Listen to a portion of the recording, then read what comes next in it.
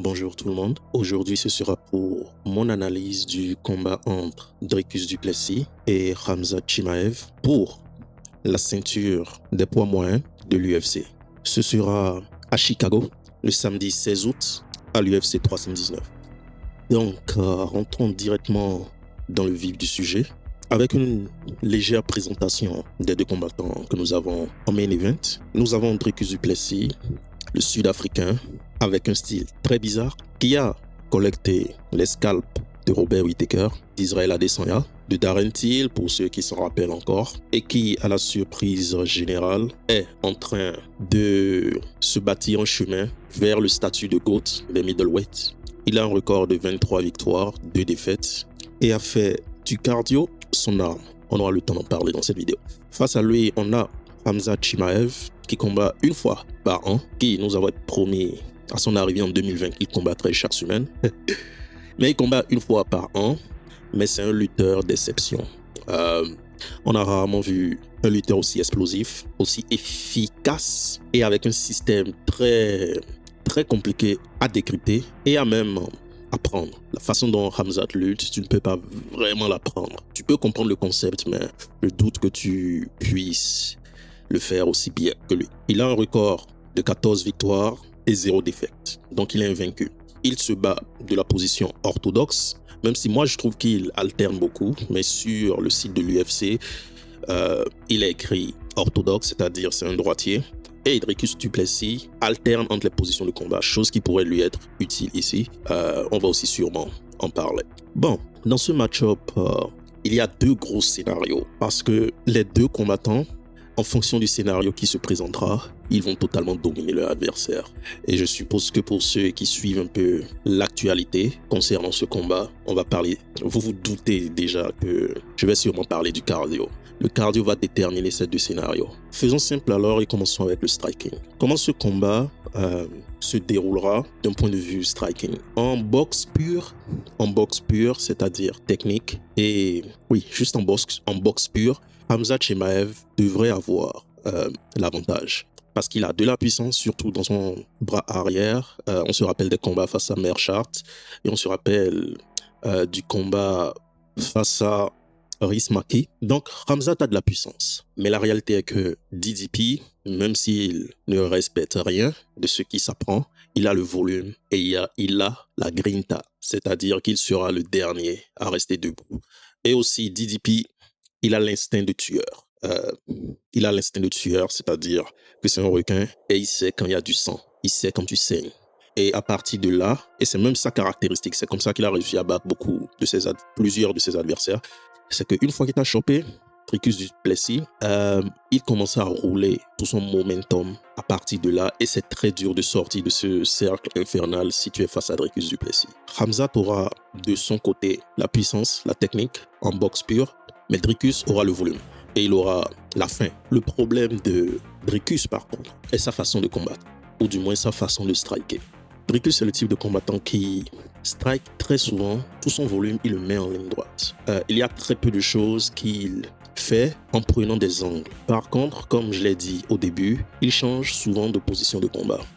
Ce qui fait que ça peut embrouiller un adversaire parce qu'il se présente de façon différente constamment et il envoie ce qu'il a envoyé. Mais le problème, c'est qu'il ne crée pas vraiment des angles et il va constamment en ligne droite, en ligne droite, en ligne droite. Donc, même s'il a le volume, même s'il a le momentum, face à quelqu'un comme Khamzat qui ne cherche qu'à connecter sa tête à ton pubis et à t'amener au sol, ce sera problématique. Parce que si, dans ce cas, si Dricus décide de combattre comme il a, ou du moins, s'il décide de striker comme il a l'habitude de striker, Khamzat aura beaucoup d'occasions de l'amener au sol. Et je pense que même si Dricus du Plessis a de très bonnes caractéristiques en matière de grinta dans le striking, en matière de volume, en matière de résistance et en matière de cardio, sa posture et son mouvement sur le striking profiteront à Khamzat si Khamzat un minimum étudié la façon dont Dricus a réagi. Et le pire, en fait, c'est que Dricus aussi, il a tendance à beaucoup réagir aux feintes. Et la spéciale de Khamzat, c'est de faire une feinte de jab ou une feinte de bras arrière et d'aller directement pour le takedown. Et comme on le sait tous, ces takedowns de Khamzat se font à la vitesse de la lumière. Donc, dans le striking, qu'est-ce que Dricus du Plessis pourrait faire? Déjà, sa posture. Je pense qu'il devrait vraiment corriger sa posture. Après, ce n'est pas simple à faire parce qu'il a l'habitude de combattre de cette façon depuis des années.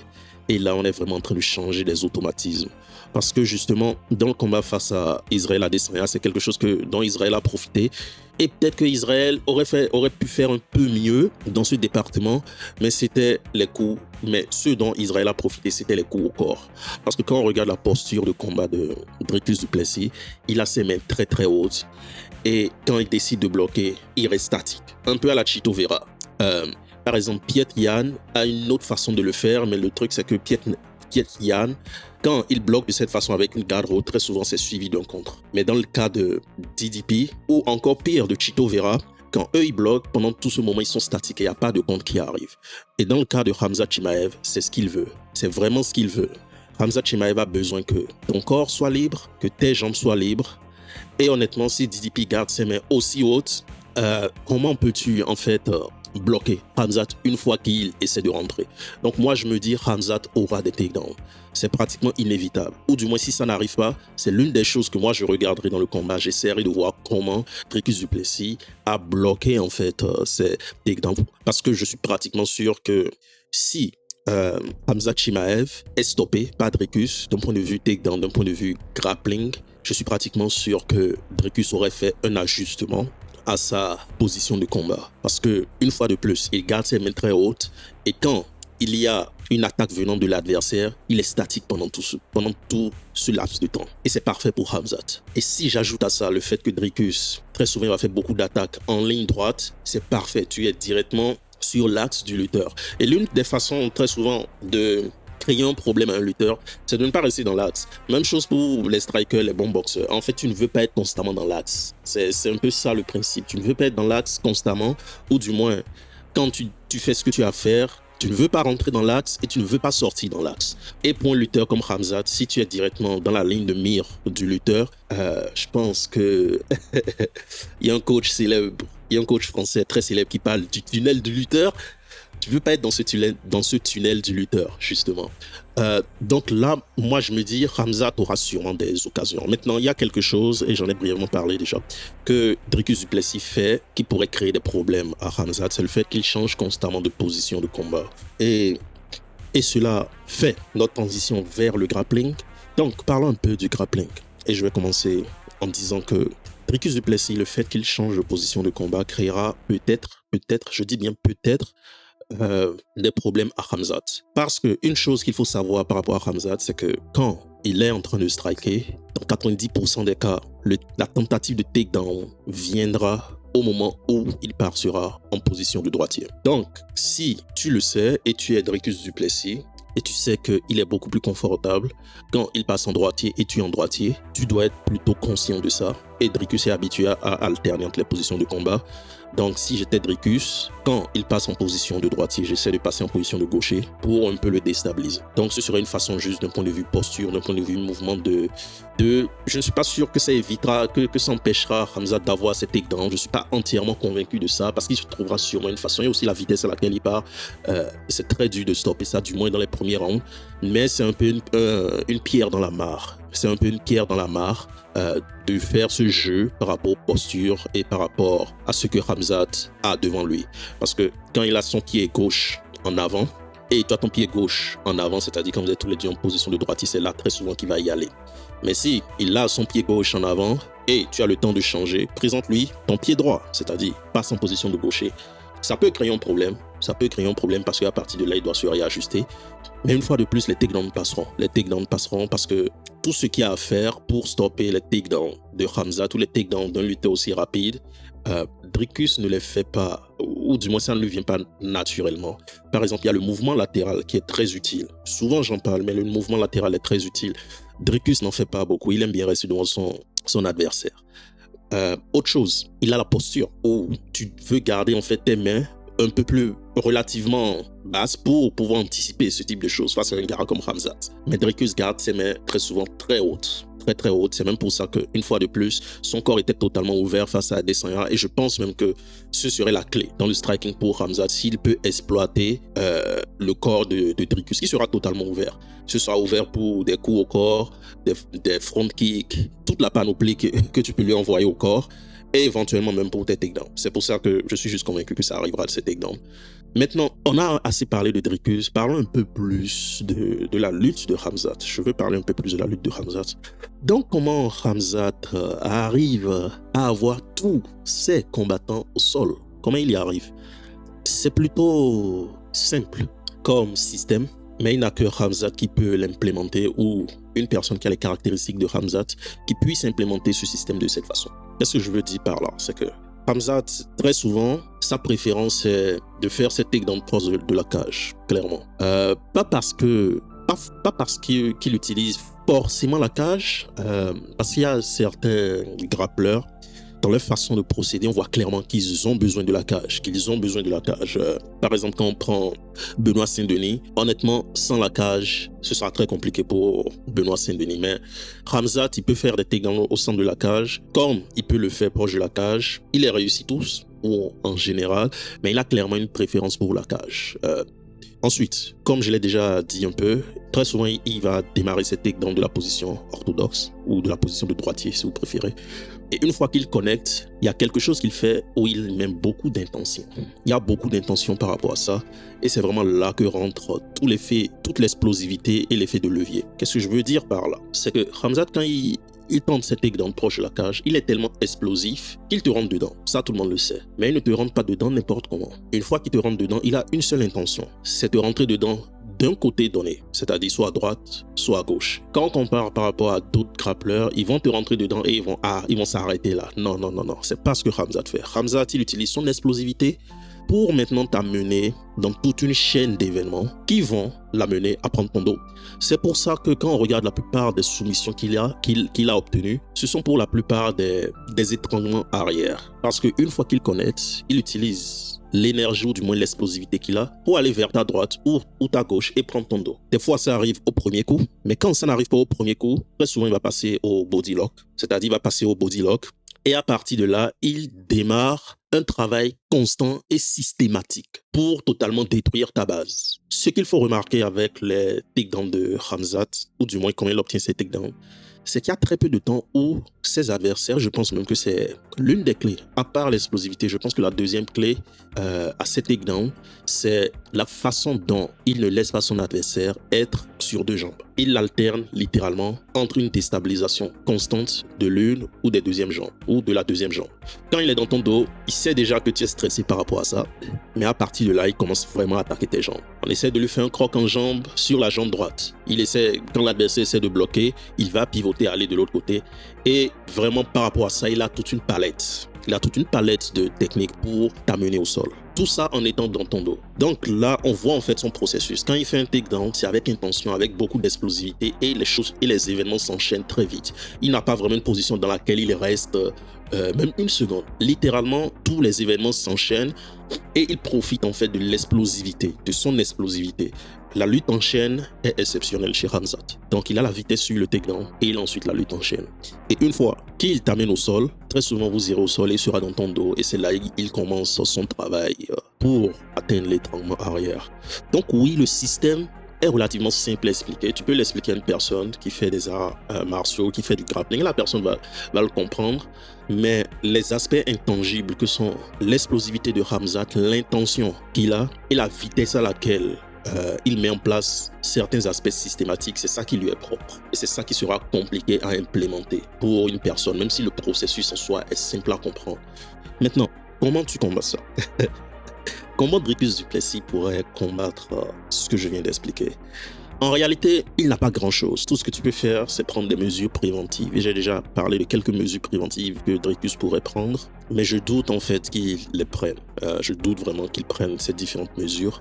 Ou du moins, s'il en prend certaines, comme je vous l'ai déjà dit, c'est vraiment quelque chose que moi je regarderai. Mais cet takedown de Khamzat, c'est littéralement inévitable. Tout ce que tu peux espérer, c'est survivre assez longtemps. pour l'avoir au cardio. Ce qui nous amène aux deux gros scénarios et au sujet dont beaucoup de personnes ont parlé, au sujet majeur, à la caractéristique majeure qui va déterminer la réussite de Dricus ou de Khamzat dans ce combat.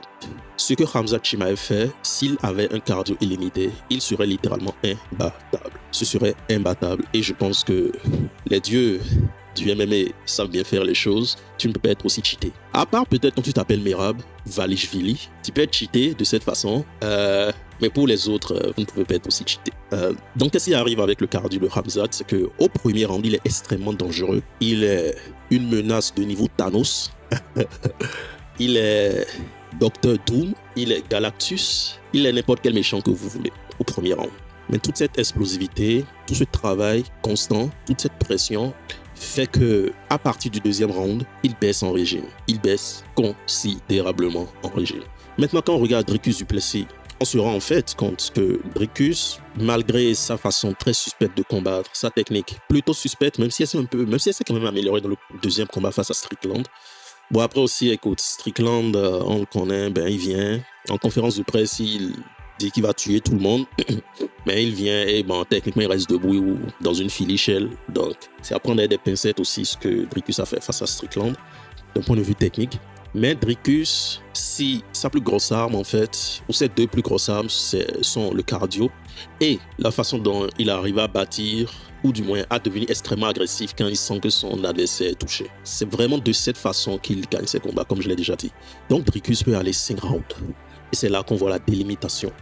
Dans les deux premiers rounds, Khamzat a de très très fortes chances de gagner. Dans les trois autres rounds, si Khamzat n'a pas fini Dricus dans les deux premiers rounds, je ne vois pas comment Khamzat pourrait gagner. On m'a dit, ou du moins il y a beaucoup de personnes qui pensent que Khamzat aura un nouveau cardio. Sur 5 rounds, 3 rounds c'est une chose. Et on l'a déjà vu aller à la décision sur 3 rounds avec Gilbert Burns et Kamaru Usman. Et il a galéré au troisième round, ou même dès le deuxième round. Mais là, on me dit qu'il aura le cardio pour 5 rounds.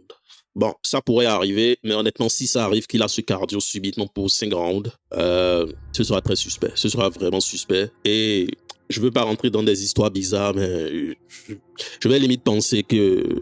je vais limite penser qu'il a fait quelque chose, qu'il a fait quelque chose à son corps. Parce que la réalité est que tu ne te lèves un beau matin comme ça pour avoir du cardio pour 5 rounds si tu tenais à peine sur 3 rounds, à peine. Dans son combat face à Ousmane, il a littéralement pris le deuxième round pour se reposer, littéralement. Quand on regarde ses stats, je pense qu'il a eu à peine 9 coups dans le deuxième round. Le gars s'est reposé, donc, alors qu'il a passé tout le premier round sur le dos doucement. Donc, Dricus du Plessis, il y a quelques années, il battait du Darren Till, il battait du Derek Bronson avec littéralement une seule narine. Dans le temps, je n'y croyais pas vraiment que le gars il se battait à, qu'est-ce qu'il disait déjà, 60% de capacité d'oxygène et tout. Je ne savais pas, du moins je n'y croyais pas, mais c'est clair que quand il a fait son opération et il a en griffe débouché ses 2 narines, le gars maintenant il peut aller 5 rounds avec beaucoup de volume.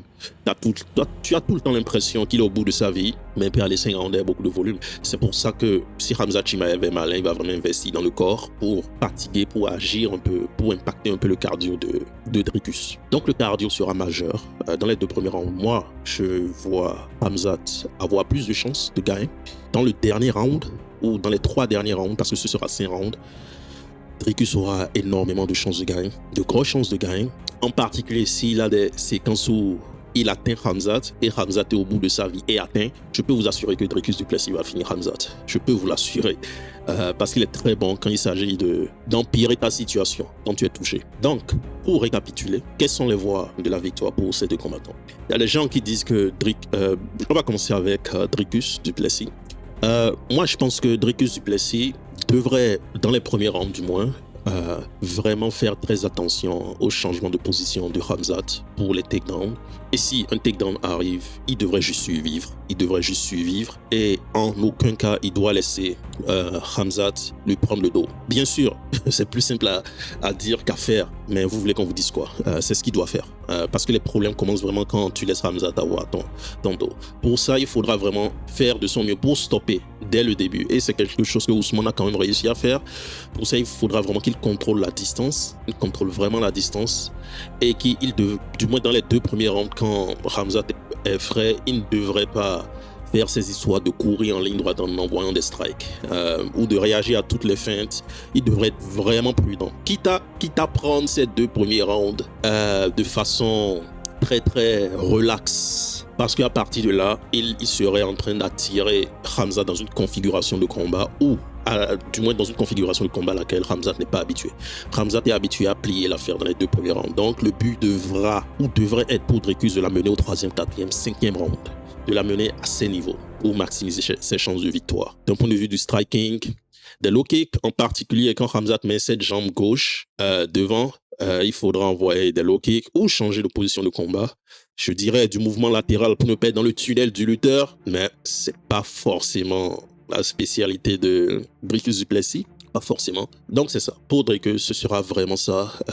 Ne pas garder aussi ses mains beaucoup trop hautes, les garder à une distance plutôt moyenne au niveau du corps, avec les coudes un peu au niveau du corps cette fois-ci, pour pouvoir bloquer les coups au corps qu'Adesanya a eu l'intelligence d'utiliser, qui ont sapé un peu le cardio de Dricus, parce que j'espère que c'est quelque chose dont Khamzat va profiter, et surtout, même si je sais que ces takedowns viennent à la vitesse de la lumière, essayer de les bloquer du mieux qu'on peut, essayer d'amener Khamzat au 3e round, et à partir de là, faire du Dricus du Plessis, parce que même s'il y a du grappling à partir du 3e round, ce sera du grappling normal. Khamzat aurait sûrement déjà perdu toute son explosivité.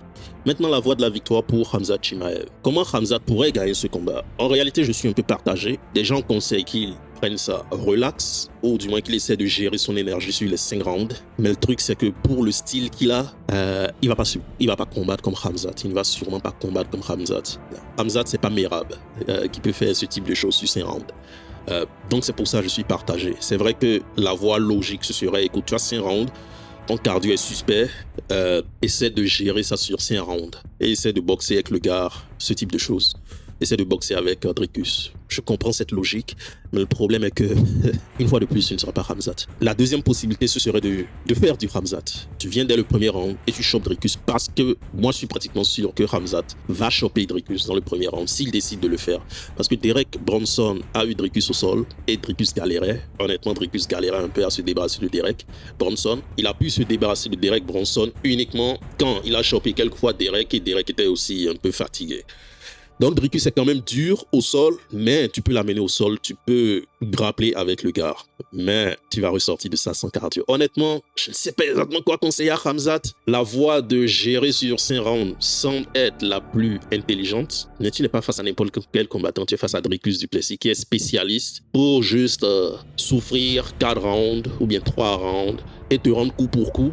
Est-ce que Khamzat peut vraiment performer dans ce type d'environnement si c'est nouveau pour lui de gérer sur les 5 rounds? Je ne pense pas, je n'en suis pas très convaincu. Donc moi je dirais, il devrait juste faire du Khamzat. C'est pas très malin, honnêtement, mais c'est comme ça qu'il combat. Et c'est comme ça parce qu'il va amener Dricus au sol s'il fait du Khamzat, et il pourrait très bien même se retrouver dans le dos de Dricus s'il fait du Khamzat. Maintenant, pour le striking, sur le papier, il est meilleur que Dricus, il a une meilleure technique, ce type de choses, mais de l'autre côté, le cardio est roi. Le cardio est roi. Dricus, il encaisse toutes sortes de trucs, il a encaissé toutes sortes de trucs d'Adesanya, de plusieurs combattants, mais il sait qu'il va te choper une fois parce qu'il y va coup pour coup. Et quand il va te choper, il frappe fort. Des fois, il connecte ses gars et ses gars ont mal. C'est ce qui est arrivé à Adesanya, c'est ce qui est arrivé à Whittaker. Et à partir de là, il va empirer toute ta situation, Dricus. Donc, oui, sur le papier, Khamzat, d'un point de vue boxe, d'un point de vue puissance, il est meilleur que Dricus, non pas d'un point de vue puissance, mais d'un point de vue technique, ce type de choses. Il serait, oui, il est meilleur que Dricus, mais honnêtement, c'est pas là que ça compte. Dricus, il sait qu'il va te choper un niveau. Et s'il te chope et tu as le malheur d'être touché, il va réellement empirer ta situation. Et très souvent, c'est dans ces moments qu'il gagne. C'est comme ça que Dricus finit les gars. Ou c'est comme ça qu'il change le momentum du combat et il ne te laisse plus récupérer. Donc honnêtement, c'est un gros challenge pour Khamzat. Moi, je pense qu'il devrait juste faire son takedown dès le premier round. C'est vrai qu'il travaille son cardio, on a vu plusieurs images. J'y crois moyennement, honnêtement, j'y crois moyennement. Si t'as jamais vraiment eu de cardio, je pense que Khamzat devrait juste y aller dès le premier round. Au moins tenter, pour ne pas avoir de regrets. Il devrait vraiment essayer d'en finir avec Dricus le plus tôt possible. Maintenant, si ça va au-delà du deuxième round, bah, bonne chance à lui. Je peux pas vraiment l'aider avec ça. Face à Dricus du Plessis en plus. Donc, c'était tout pour moi aujourd'hui. Longue vidéo pour parler de Dricus du Plessis et de Khamzat Chimaev. Si vous avez aimé cette analyse, ces différents axes d'analyse, dites-le moi dans les commentaires. Donnez-moi vos avis. Donnez-moi vos pronostics, donnez-moi aussi vos analyses, ce serait intéressant de les lire. Sur ce, partagez avec vos amis, aimez, commentez et on se dit à la prochaine.